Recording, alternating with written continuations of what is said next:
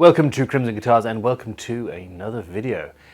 About a week ago I filmed a video about the top mistakes that I feel a rookie guitar builder or a beginner guitar builder could make and should avoid. And I asked you guys to, in the comments below, put what you think is something that people should avoid. And quite frankly, it was funny enough that I thought I'm making another video. So more mistakes, more top 10 mistakes. Such poor English. And I'm going to read these and comment, and we'll all get a laugh. And then, hey, this might be a self-perpetuating thing. This one from Country House Gent. He says, learn to recognize when you've done enough each day and are tired. When you're knackered, you will make mistakes. And this is something in particular if you're self-employed. I'm at work in the morning at 1 minute to 9, or a little bit later, and that's all good. But I also work till midnight, 1 o'clock every night on admin type stuff, and I have people who are working with me in the workshop trying to make my life efficient. It's just not working yet, and this means that mistakes are made. And if you're tired, you shouldn't be using an edged tool. You definitely shouldn't be doing inlay work, for example. And yeah, it's a very, very valid point. So there we go. Yeah, your work will still be there the next day, as Wilson Phillips replied to Country House Gent. Next up, Torwolf Games. He says, one mistake I made was attaching the wings to the neck joint before getting them flat and at the correct angle. I ended up with a guitar where one wing was higher relative to the pickups than the other, which then made attaching the top a nightmare. This is something that I've actually done. Excuse me, too much dust inhalation. If you have a hand plane that isn't working well, or even for that matter a planer thicknesser, the frustration with the machine or the tool that you're using often leads to you saying, oh, that'll do. And those 2 words, 2.5 words, are a big problem. That'll do is not good enough, especially when you're talking about joints. I've made necks where I was tired and using a tool that wasn't properly sharp. And you have to go back the next day, completely dismantle the entire instrument and start again. If you rush these things too much. So, crikey. Oh, Blaz Grappa, you meanie. He says, get yourself diamond stones and never flatten sharpening stones again. I disagree with him entirely and emphatically. I like diamond stones. I use them for flattening waterstones. But this is the thing, check out our sharpening series, the Sharpening Masterclass. It's an ongoing series where I'm looking at various different stones and things. Diamond stones are great, except for the fact that they start out coarser and after some use, so you might have a 2000 grit, but it ends up being closer to 4000 and so on and so forth. And they're very expensive, but anyway. Okay. Carl Meany, he says, I think one of the biggest mistakes one can make is to be afraid to make a mistake. A mistake is just an opportunity to learn. And that's something that I said in the original video. It's all about learning. It's all about, I think I said something along the lines of the difference between a professional and a hobbyist is that a professional knows how to recover from the mistakes and learns from them. And yeah, this is the way we learn, really. I have made many, many, many mistakes, and I've learned from most of them. Okay. Neck support again. From Susan Gardner. Has anyone ever put a single action truss rod in upside down? I reckon that would be more common than forgetting it. And this is after somebody mentioned, I'm sure it's going to be on my notes in a minute, somebody mentioned a friend who's made a dozen guitars and forgot to put the truss rod in 11 times. That Yeah, not good. Not good at all. Single action truss rods in upside down. Not a single action, but the double action ones that are sort of interchangeable, yes. But that just means it works backwards. I've actually tried to adjust instruments with truss rods in the wrong way around, and it's most confusing. Okay, Stephen Gent, this is a good one. He says, design the whole instrument and be sure that all the components work together. Know your own limitations. If you do not have the required skills, then learn them on something that is not expensive if you screw up. And I'm going to add the addendum that you probably will at some point.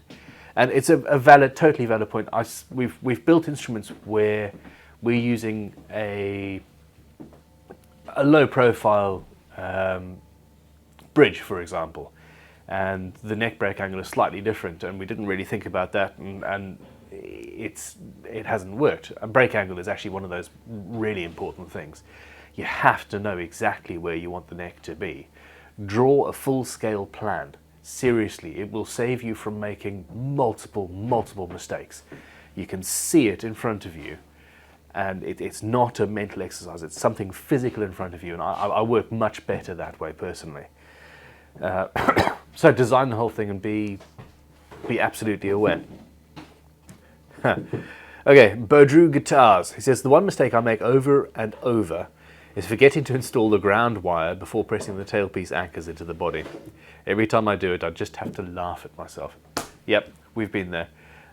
Grounding issues it's a common problem with guitars, with electric guitars, and yeah, it's something that either you completely forget to put the wire in, or every now and then, if your hole is too tight and you put the studs in, it chops the wire off, and you've got to take it out, which is annoying at least. All right, John Gomez. Listen, don't put the body on the table or bench you are working on. So I was doing this refret to a decent, just under €1,000 guitar. While hammering the frets, the body was resting on the same bench. You can see where this is going. I wasn't looking at the body because I was facing the other way, and as I was hammering, the vibration was slowly moving the body towards the edge. Well, it hit the floor, paint chipped, dinged the body. I had to repair the paint, which was a vintage white, a creamy colour that was not easy to match, i.e. impossible. And I ended up having to paint the entire body. The original job was X money with X amount of time. So, yeah, not enough money for a lot of time already, and it ended up costing him much more than it was worth. But, well, the other lesson from this is that you have to fix your mistakes, especially if it's on a client's guitar. You have to make good. And, yeah, customer service is more important, arguably, than many other parts of a business. Okay, Joe Mo. He says, hi Ben, my main problem in making mistakes is being impatient when waiting for some finishes to dry. I rush and end up with a bloody mess, stripping it and doing it all over again. And I'm in the same spot. You have to allow enough time for a guitar finish. You just do. There's again, in the earlier video and in many other videos I make, I say that the last 5% of work that you do on a guitar is the very first thing that anybody else is going to see. Your finish is the thing that people look at and see, and it's the initial impression. They judge you, they judge your guitar based on what they see. And if you've rushed it because you want to get strings on and get it out to a gig, and your sanding isn't quite perfect, or the finish is patchy or not quite cured, etc., it's blatantly obvious. And who cares if you've got a perfectly fitting joint, or you've got a £1,000 pair of Zephyr pickups in there or something. It's going to look like a crappy guitar because it looks like a crappy guitar. And it's just the way it is these days. Okay, measure twice, then stop. This is from Turbo 2 Pete. Measure twice, then stop and think through your measurement. I drilled a bridge post hole on the wrong line. So we measured once, realized it was wrong, did another line, and then went and cut into the first one by mistake. I laid out the lines for the neck, measured out for the posts, and put the body on the machine. He uses a milling machine to drill these because the drill press is too sloppy. So he's being as precise as humanly possible, and he was precisely wrong. And then realized that since I'd turned it around to go on the table, I needed the far mark, not the near mark. Oops. He had to make a dowel, fill the hole, match the wood, get the grain lined up while pressing in, etc., etc., etc. And yeah. Well, there we go. It happens. So the lesson is, if you need to change a measurement, and we've done this. In fact, I did this. I was putting a guitar body on the CNC machine the other day, the other week, the other month, for one of our luthiers who was experimenting with something. And I drew the center line on the body and used that for the CNC, and it was all good, and routed the pickups, and then realized that the center line I'd gone to was actually not the center line, it was the bridge line. And if I'd only had the one line, I would have been sorted, or at least a Bradle mark or something. It's all about precision and precision of thought. This isn't so much as funny as I thought. This is more tragic. So this one from Fraser Nightingale. He says, "I've learned not to jump the gun, not to rush out and buy a piece of equipment without researching first and knowing that you're making the right decision. It saves driving back to the store and having to get a refund. If you're lucky enough to get a refund and haven't bought something secondhand on eBay and you can't find the person.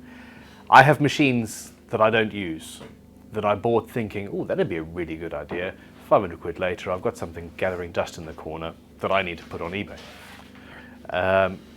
And it really is, in the original video I say, don't go out and buy every machine that you think you're going to need, even if some YouTuber says that you need these machines or these hand tools or 500 million planes.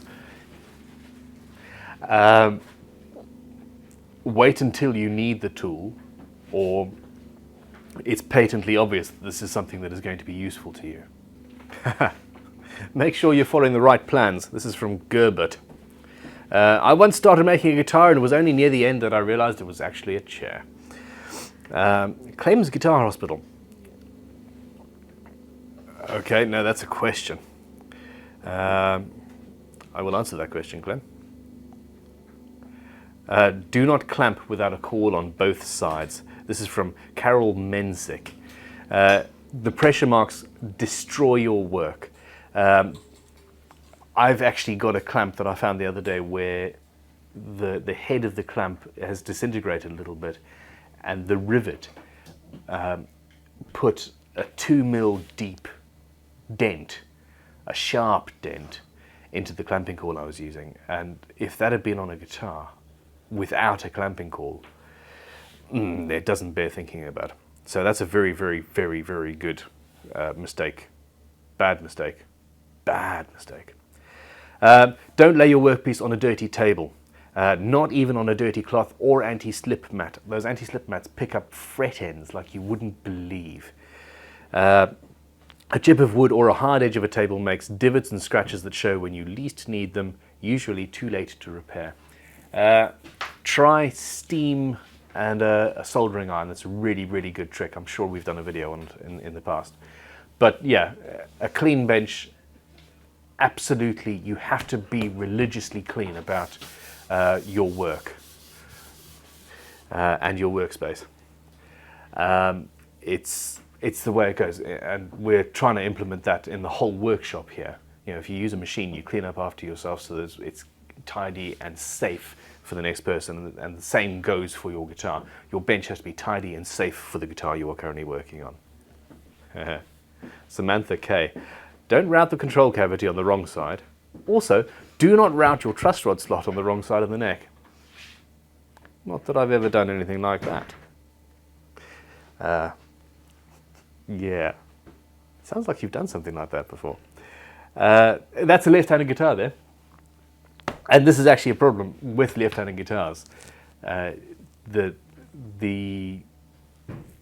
Because I'm so used to building right-handed guitars with a left-handed instrument, you have to seriously concentrate because you are doing it on the wrong side. Anyway, and the final one, this is from Will Horan. He says, I think another top mistake is not learning to solder properly. Learn how to solder, people. And it goes back to the original video.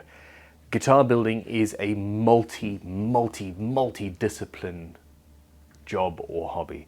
We need to know many different things in order to make it work. Electronics, if you are not into that sort of thing, can be so difficult just to get your head around. But you don't have to understand what those electrons are doing or why a capacitor works or what is actually happening inside of that potentiometer. It's not important in the slightest. All you need to do is know how to do a good solder joint and you know, tinning and soldering and all that jazz. We'll get James to give you a tutorial one day because he's really good at that and loves it, and I don't. And it's the physical basics that you need to know and how to follow a diagram. So well, there we go. I hope you enjoyed this. It's a different format. I don't normally just stand here and read things at you, but let me know. I thought it is definitely worth learning from other people's mistakes, and most importantly, learning from your own and trying to avoid them, because this is the fun. But anyway, if you have any more, please put them in the comments below. Click like, click subscribe, because it's we need it. We need your subscriptions and we need your comments and all of that, because it helps us know that this is all worth doing. And yeah, thank you very much for watching. Have an excellent day. I will be back soon. Goodbye.